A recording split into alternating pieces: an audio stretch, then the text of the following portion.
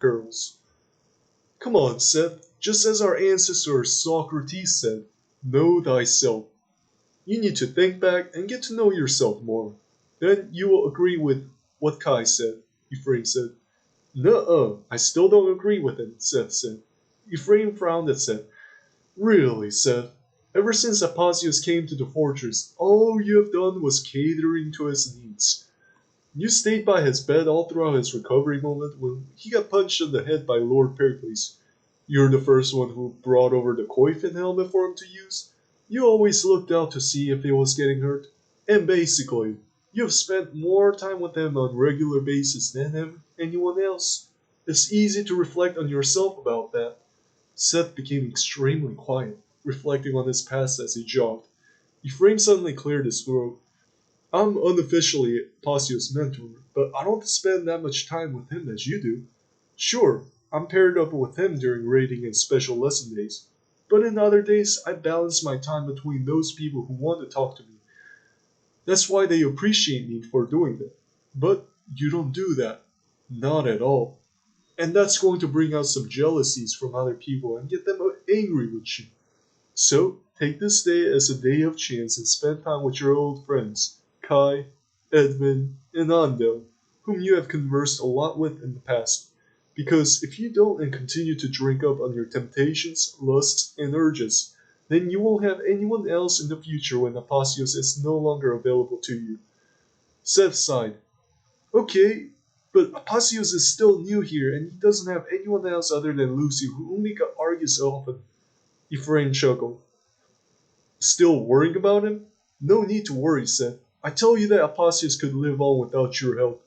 He is just 6 months in, but he has managed to converse with just about anyone here. Even Lord Pericles. You surely know that he walked straight up to Lord Teton. So if he has achieved that, then there's no need to worry about it. But still, Seth didn't know what to say next.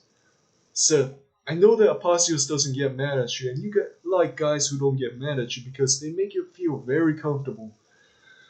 Ephraim noticed Seth nodding.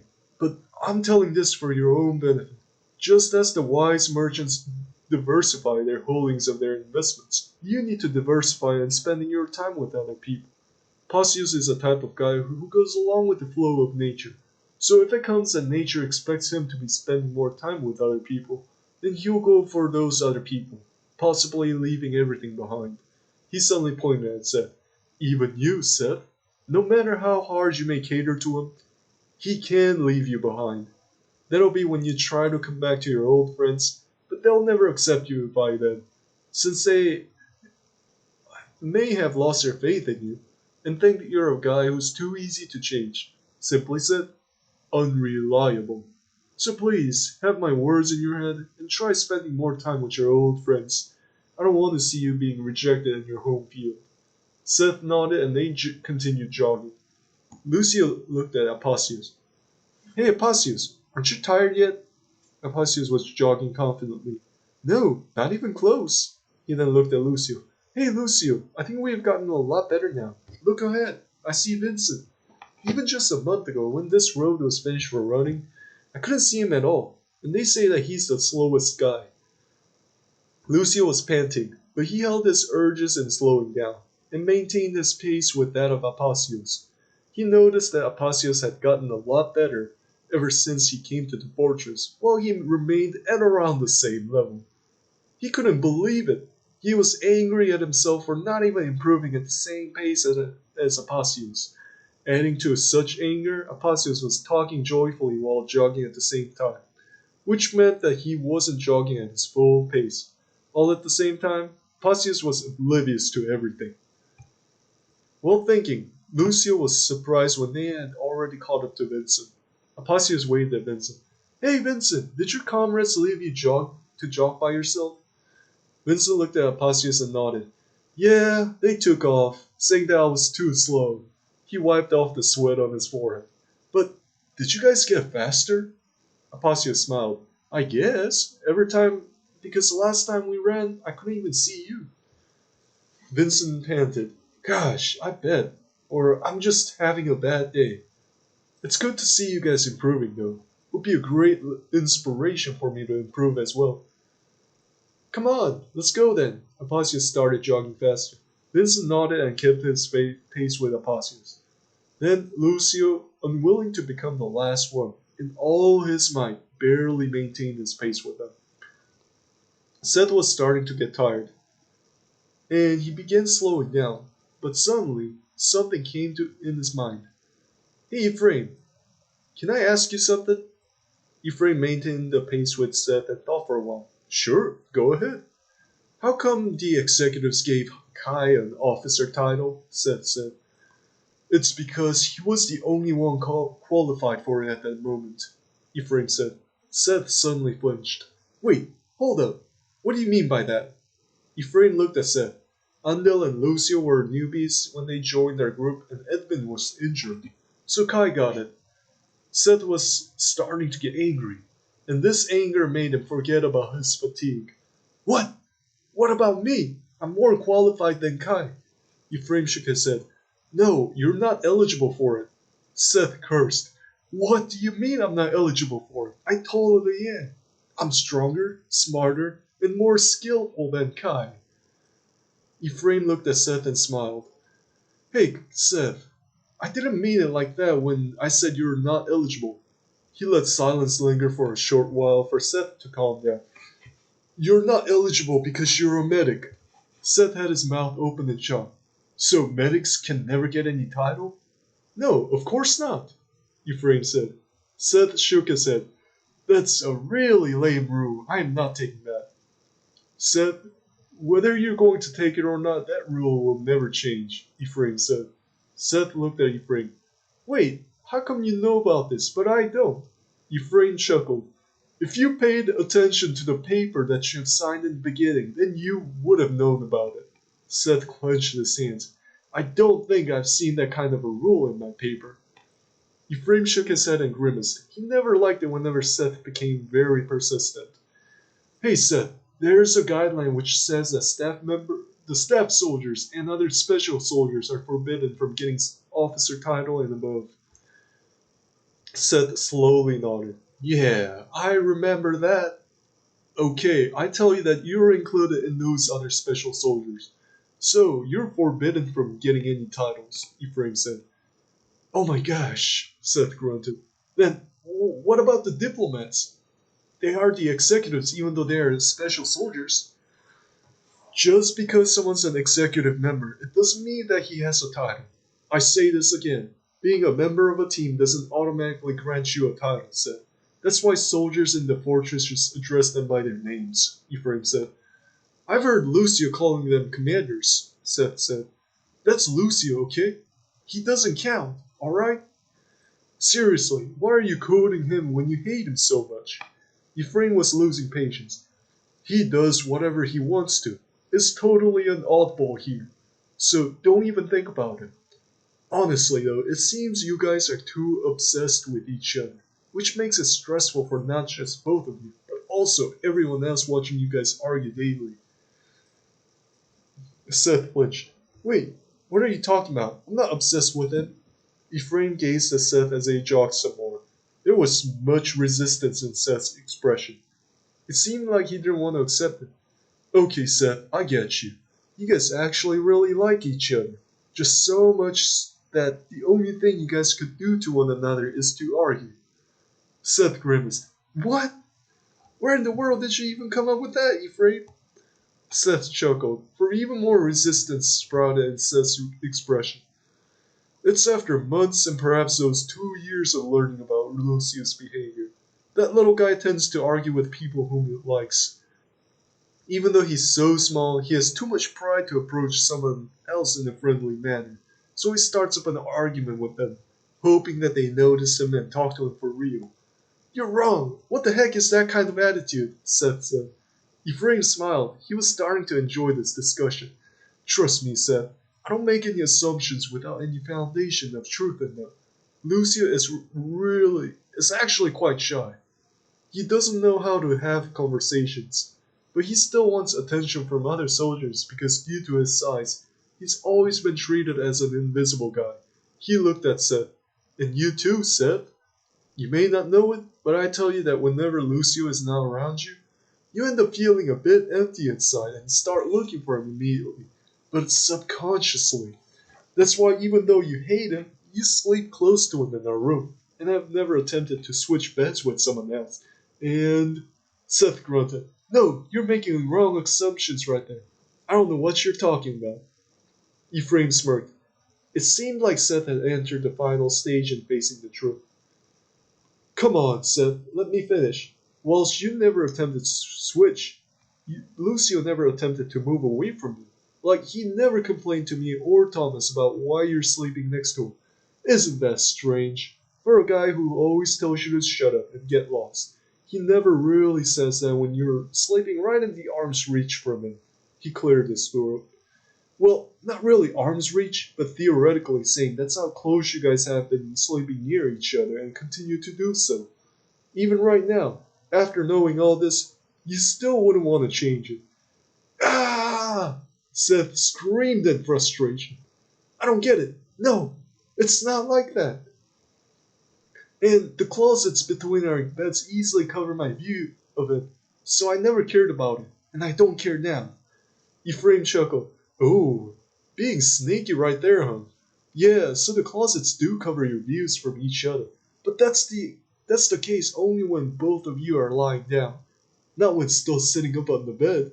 He approached closer to Seth while jogging, so that he wouldn't have to speak up. "One night when we were sleeping, I had to go out to drink some water and visit the lavatory. It was then I caught Lucio gazing at you as if you were a piece of meat. I pretended not to have realized it because he immediately got shocked and lied down to pretend that he was sleeping. Back then, I didn't know what he was up to. But I get it now, and you surely get it now, too." Seth had his mouth open wide. Apparently, Ephraim's interrogation was starting to become more like a nightmare full of false fabrications. Ephraim sighed. "Really, Seth, we all know this except for you. And I wasn't supposed to reveal it to you because it's better for you to talk to him on your own, but you're just really stubborn and full of self-denial to come to terms with him. That's why I'm shoving everything down your throat now, because Lucio's getting more and more depressed and sad and angry thinking about what to do regarding if you notice him or not. And I'm tired of seeing everything unfold bad for a guy who never had anything to begin with." He took a deep breath. "Also, before Apasios came, you know that Edwin could have easily moved to sleep below Lucio, right? And perhaps have private talks with him day by day." "Yeah, I was wondering why he didn't sleep there. I even told him to sleep there," Seth said. "Well, he said that he asked you about it first, but you just returned it by telling him to sleep there instead." Ephraim sighed again. "And you never really took the chance, even though winter already passed and it was more comfortable to sleep there. Also, everyone tried hard to make things happen between you two, like when Thomas made Lucio sleep in the top bed as punishment. We were all tired of seeing you guys argue and fight a lot, so we all decided that it was actually better to have the opposite outcome. I'll just finish it here. The last thing. If somehow Lucio ends up leaving the group for some reason, and you kind of feel empty inside, then you'll understand me. Completely." Then they didn't say anything for a while until Seth got so frustrated and thinking that he decided to shift the conversation. "Anyways, back to our previous talk. How come you have a title? You're a Siphonator. Isn't that included in the Special Soldiers category?" Seth said. Ephraim frowned while thinking, annoyed that Seth ignored all his statements. And it seemed that guy was trying to trap him too, just like how Lucio has been doing all along. And it was apparent that those two guys were becoming alike with each other, which was very annoying. "Siphons are just another type of a weapon. It's just that they're rare, and they don't make you any more special than other guys. In fact, you have more responsibilities since its munitions are very expensive to maintain." He cleared his throat in a demanding way. "And if you're attacking the Siphonator group like that, then none of the crossbowmen are eligible to get any titles as well." Seth nodded, reluctantly. "Okay, I got it. But why would they forbid the medics?" Ephraim sighed. "Gosh, you're outright naive, Seth. Just think about it. When the soldiers get injured, they would like the medics to be someone they're comfortable with. Not like those titled people who oftentimes make them feel very uncomfortable. For example, imagine you getting your injuries treated by Commander Lucas. How would you feel? Seth chuckled uncomfortably. Man, that's going to be tough. Ephraim smirked. Exactly. That's why they don't let you have the title that you very much desire. I'm still frustrated. It's not fair, Seth said. What do you mean it's not fair? You still get paid more than Kai? Ephraim said. What? No, I don't, Seth said. Ephraim looked up at the sky in frustration. You know what, Seth? You're really dumb. I'm certain that you're like the dumbest guy in the fortress. Maybe not dumbest, but certainly the most gullible one. You get paid 50% more than Andel, while Kai gets paid only 10% more than him. Thanks to your medicinal expertise, you get paid generously. Kai may have lied about it when he told you how much he gets. Seth suddenly started smiling. That liar! He chuckled for a while. But I still want a title. It's respect and honor that I want more right now. Ephraim had nothing to say, so he jogged in silence for a long while. After that, he thought of something. Hey, Seth, you can't have everything whenever and wherever you want. Furthermore, I tell you that even if you do get the title, it may not be what you're thinking right now. For example, Kai has an officer title, but does he really get the respect? Ephraim sighed. No, of course not. Other guys know that he got it by luck, not by skill. And to make it worse, many others don't even know about it. But you. He started breathing heavily. You're the one who doesn't even know about his own privilege. Many guys know about you, they like you, and you're always welcome amongst them. You can go to just about any room in the fortress, and they will welcome you right away and give you some food to eat. Can Kai do that? Impossible. Seth groaned. Yeah, I get you, Ephraim, but stuff like that tires me out so much. They don't want to talk to me. I get tired often. So I wish I was a man like you, Ephraim. I'm really serious about this. You get just about enough conversation, get respected in the fortress, but they don't bother you as much. And most of all, you have an officer title. Not too great to get you busy all the time, but not too low to get you seen as just another soldier. Ephraim suddenly flinched because he didn't expect that kind of response. Has he been jealous of me all along? So he started chuckling uncomfortably. Yeah, but no matter how much you want to be like me, you'll never be like me, Seth. You just stand out way too much. He cursed. Seth, do you have any idea how guys like Thomas are dying to live a life like yours? Seth shook his head. This is the first time I'm hearing such a thing. You're so clueless, Seth. The reason why Thomas drinks a lot and freely gives out such drinks to other people is that he wants them to feel comfortable while conversing with him. It's because many people get uncomfortable whenever guys like Thomas are around. It's not that they hate them, but their sheer manliness makes everyone else take a step back and tense up. Ephraim quickly looked around to see if anyone was near. And those actions are a big stress factor to guys like Thomas, since they want others to feel comfortable around them, but are not. Seriously, the Lord has given you a great blessing, but you don't want it, so shame on you. And you really need to reflect on yourself before you complain. Actually, you need to reflect on everything that we have talked about so far. You're downright stubborn, dense, and ignorant. After hearing another piece of Ephraim's wisdom, Seth had nothing to say to prolong the argument, so he simply nodded and continued jogging. And last thing, Kai seems quite sad right now. If that's your doing, then you need to apologize to him very soon. Understood? Ephraim said. Yeah, I get you. I got you, Seth said. That night was stressful for Seth. He stayed awake for a very long time, perhaps all throughout the night, thinking about his past and recollecting what he could have possibly done wrong. He couldn't muster up his courage to apologize to Kai because everything was bombarded at him in a single day and it was quite hard to swallow.